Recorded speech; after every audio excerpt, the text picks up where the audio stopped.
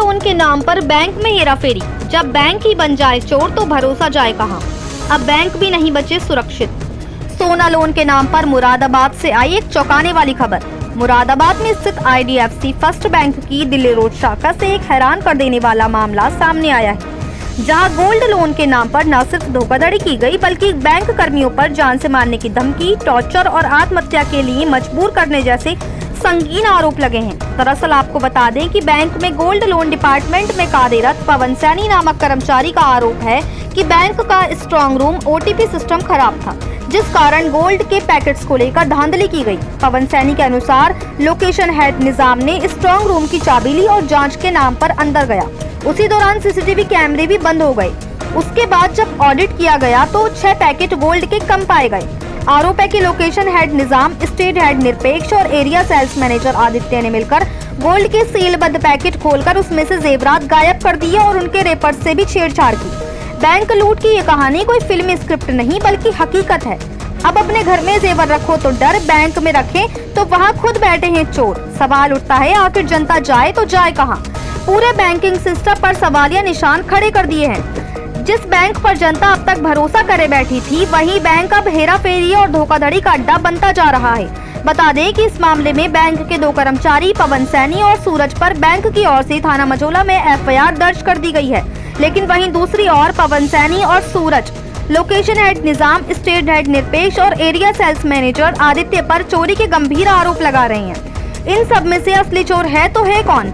वहीं पवन सैनी के आरोप यही नहीं रुके। उन्होंने आरोप लगाया है कि पवन और उनके साथी सूरज को उक्त लोग जबरन रात में घर से उठाकर ले गए। उन्हें जेल भेजने की धमकी दी गई और कहा गया है कि 90 लाख रुपए का इंतजाम करो। उसके बाद सारे कागज पर मनचाही बातें लिखवाई गई। इस दबाव और टॉर्चर से सूरज ने जहर खाकर आत्महत्या की कोशिश की, जिसे समय रहते अस्पताल में भर्ती कराया गया। पवन सैनी ने आरोप लगाया है कि उसके पूरे परिवार को इतना टॉर्चर किया गया है कि वह सामूहिक आत्महत्या करने तक को मजबूर है। बड़ा सवाल यह है कि जब बैंक के स्ट्रांग रूम तक घोटाले हो सकते हैं तो आम जनता अपने गहनों की सुरक्षा किस पर छोड़े? क्या अब बैंकों की 4 दीवारी में भी तिजोरी सुरक्षित नहीं? बैंक में गोल्ड लोन बना सुनियोजित जाल। अब ये समझ नहीं आता, अगर घर में रखे तो चोर ले जाए, बैंक में रखे तो बैंक वाले ही बने बैठे हैं चोर। इस पूरे मामले में अब बैंक अधिकारी पूरी तरह से शक के घेरे में हैं। अब देखना ये होगा कि क्या इन आरोपों की जांच होगी या फिर मामला दबा दिया जाएगा। ये मामला यही नहीं रुकता है। इसी मामले में हम आपका कराएंगे अगली खबर में जोरदार खुलासा। मुरादाबाद से परवेज अंसारी की रिपोर्ट। घोटाला ये 4 जुलाई को निजाम बोला कि मेरे को सेफ में जाना है, सेफ में पैकेट चेक करने हैं। इनने मुझसे और सूरज सैनी से और हमसे दोनों चाबी लेकर सेफ के अंदर चला गया और वहाँ पे पैकेट जांच करने लगा। और हमने पूछा क्या है क्या नहीं, तो उन्होंने हमें नहीं बताया। बोला कि मैं पैकेट जांच कर रहा हूँ, आप लोग ये काम करो वो काम करो, हमको ये करे, हमें काम उलझा दिया और हमें इन्हें सेफ के बाहर भेज दिया, लोकल रूम के बाहर भेज दिया।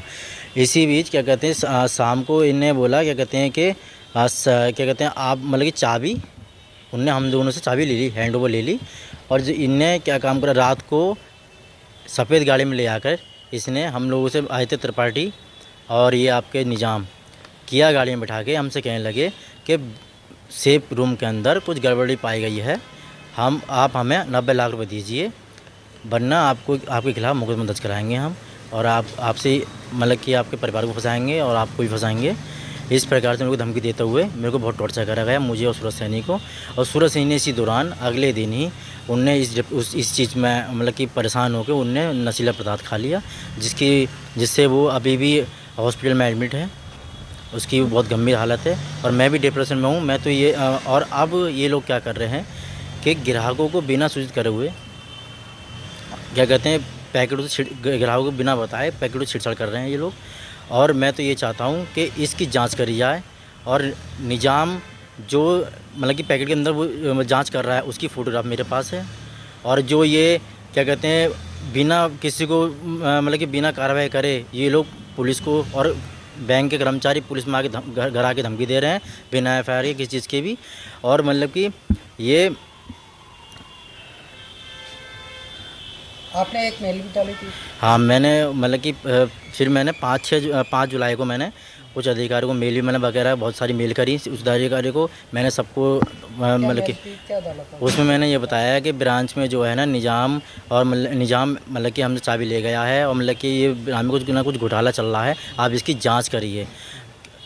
ग्राहकों के साथ ये पैकेटों की छेड़छाड़ कर रहा है, इसे और दुर्घटना कोई घटना ना घट जाए, इसकी अब जांच करिए। लेकिन सीनियर लोगों ने मेल का कोई रिप्लाई नहीं करा। मैं लगातार 1 हफ्ते से मेल कर रहा हूँ, कोई रिप्लाई, कोई भी मतलब कि चीज़ का कोई रिप्लाई नहीं आया, ना किसी ने मेरे को फ़ोन करा आज तक। अच्छा, उसके बाद तो हमें जो आपसे चाबी जब ले ली हाँ। तो उसके साथ छेड़छाड़ किसने करी? निजाम ने करी। निजाम ने करी। हाँ, निजाम छेड़ तो करी। आपके पास क्या क्या प्रूफ है उसका? मेरा प्रूफ ये है कि एक तो वो जब सेफ रूम में गए हैं, पैकेट मतलब कि छेड़छाड़ कर रहे हैं, उसका फ़ोटो मेरे पास है।